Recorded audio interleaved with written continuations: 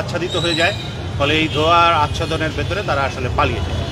তো এইটা আমরা যেটা দেখছি যে এটা আসলে এই ঘটনাটা ঘটলো এমন একটা সময়ে যখন আগামীকাল থেকে জুলাইয়ের 1 বছর হচ্ছে, এবং 1 বছরের উপলক্ষে আসলে জুলাইকে কেন্দ্র করে নানা ধরনের কর্মসূচি চলছে এবং গণসংহতি আন্দোলন সহ বিভিন্ন রাজনৈতিক দল জুলাইকে কেন্দ্র করে নানা ধরনের কর্মসূচি নিচ্ছে।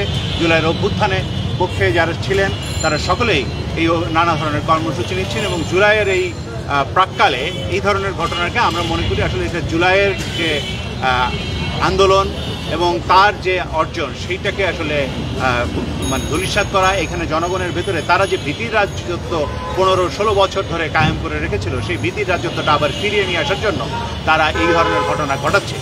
আমরা এটাকে একটা মনে করি যে এটা অন্যান্য আরও বিভিন্ন ঘটনার সঙ্গে যুক্ত, এটা কোনো বিচ্ছিন্ন ঘটনা হয়তো নয়। ফলে তাদের এই ধরনের কার্যকলাপ যারা করছে তাদেরকে দ্রুত চিহ্নিত করা এবং চিহ্নিত করে আইনের আওতায় নিয়ে আসা, এটা খুব জরুরি।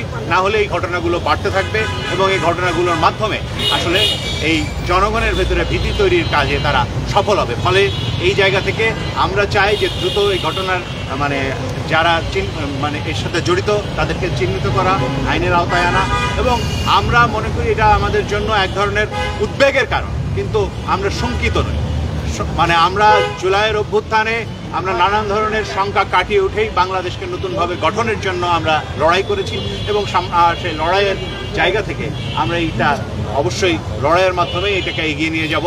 কিন্তু সরকারের কাছে আমাদের আহ্বান হচ্ছে যাতে আসলে সকলের জন্য আমরা এমন একটা বাংলাদেশ তৈরি করতে পারি যাতে সকল নাগরিকের নিরাপত্তা নিশ্চিত হয়, কেউ যাতে আর ভীতির মধ্যে না আসেন।